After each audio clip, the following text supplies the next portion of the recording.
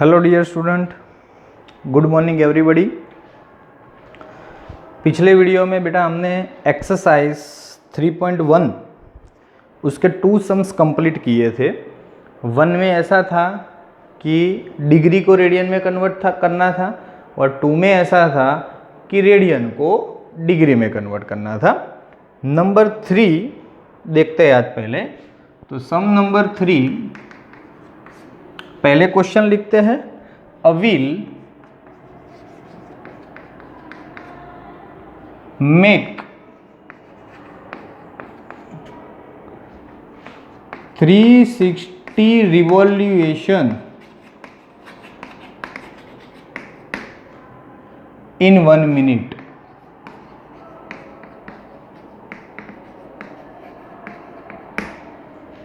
Okay, then आगे पहले number 1 है a wheel make 360 revolution in 1 minute.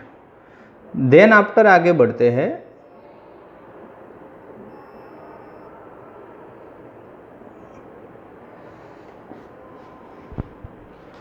Through how many radian, क्या बोला है? Through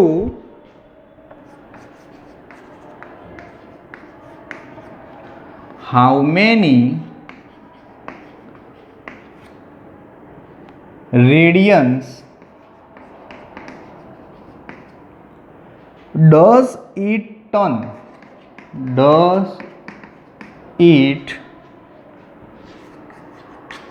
turn in 1 second। Okay, चलो क्वेश्चन खत्म। व्हील कितने रिवॉल्यूशन कर रहा है? तो 360 रिवॉल्यूशन इन 1 मिनट। समझते जाते लिखते कि 1 मिनट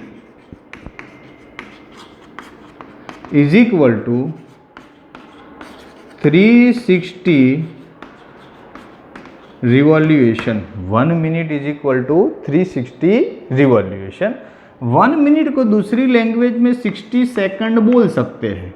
ओके, तो वही का वही 360 रिवॉल्यूशन चेंज नहीं हो रहा है। क्यों?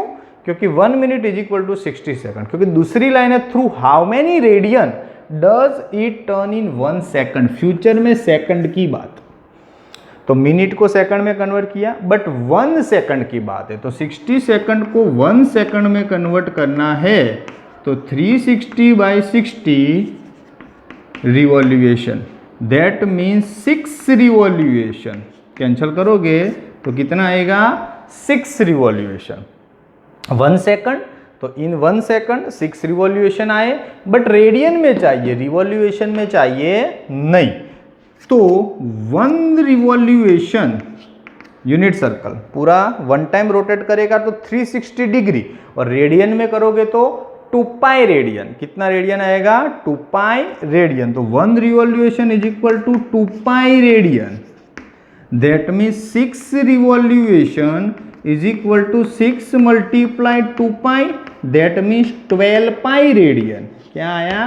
12 pi radian। अगेन 6 रिवॉल्यूशन, तो 6 टाइम सर्कल रोटेट करने वाला है, तो दैट मीन्स क्या हो गया? 12 pi रेडियन। बोलो आ गया बेटा अच्छे से समझ में? Again 1 minute is equal to 360 revolution बोला था, 60 सेकंड तो सेम 360, क्योंकि मैंने मिनट को सेकंड में कन्वर्ट किया, कुछ कम नहीं किया है। अभी 1 सेकंड तो डिवाइड करके 6 revolution. 1 revolution is equal to 2 pi radian, 6 revolution is equal to 12 pi radian. Okay, चलो ये खत्म हुआ। आगे की बात करते हैं दूसरे सम की, सम नंबर 4। उसके पहले कुछ इक्वेशन सीखने हैं, तो इक्वेशन पहले समझ लेते हैं। एज लाइक मेरे पास यूनिट सर्कल के जैसा यही एक सर्कल है, इसमें ये सेंटर है, यहाँ से रेडियस आर हुई, यहाँ से रेडियस आर हुई, सेंटर को ओ बोल दो, ये ए है, ये बी है, arc of length L and angle subtends theta. Okay, इतनी चीज़ें बेसिकली हम जानते हैं। तो सर्कल को एक पोर्शन बताया है, वो पोर्शन को यहाँ मैं अलग से दिखाता हूँ किस तरह से बना है। इस तरह से ओके, रिपीट लिखता हूँ, ओ आर आर, नाम दे दिया A B, and arc of length L, and bounded angle theta. Then अब equation arc of length L, arc of length, तो L is equal to equation है R इंटू थीटा, ये हमको याद रखना है, नेक्स्ट सम में काम में आएगा। Arc of length L is equal to equation क्या है, R थीटा। अगर मैं R को सब्जेक्ट बनाऊँ तो थीटा नीचे जाएगा, L बाई थीटा। अगर थीटा को सब्जेक्ट बनाऊँ तो L by R, as per our requirement, पर स्टैंडर्ड इक्वेशन यही है। ओके, सर्कल में से कट किया हुआ पोर्शन, ओके, उसको सेक्टर बोलते हैं। क्या बोलते हैं, सेक्टर। ओके, तो कल उसको जो कट किया है, ओके, तो उसका एरिया, एरिया ऑफ सेक्टर। चलो, तो हमें एरिया ढूंढना है। क्या ढूंढना है, एरिया, एरिया ऑफ सेक्टर। तो उसके इक्वेशन लगाने पड़ेंगे। क्या लगाने पड़ेंगे, इक्वेशन। ओके, तो कंटिन्यू करते हैं इक्वेशन में। जस्ट एक मिनट देख लेते हैं कि इसके अंदर कोई अलग दिया हुआ है कि नहीं। शायद तो टेक्स्ट बुक में, मैं वही आपको बताने के लिए ही देख रहा हूँ कि ये इक्वेशन बेटा टेक्स्ट बुक में दिए नहीं है, पिछली बार भी नहीं थे और इस वाली टेक्स्ट बुक में भी है नहीं। तो मैं जो सिखा रहा हूँ वही अच्छे से कैलकुलेशन करने हैं और याद रखने हैं, क्योंकि टेक्स्ट बुक में अवेलेबल नहीं है इक्वेशन। ओके, तो हमें अपनी तरफ से ही याद रखने हैं और अपनी तरफ से ही सीखने हैं।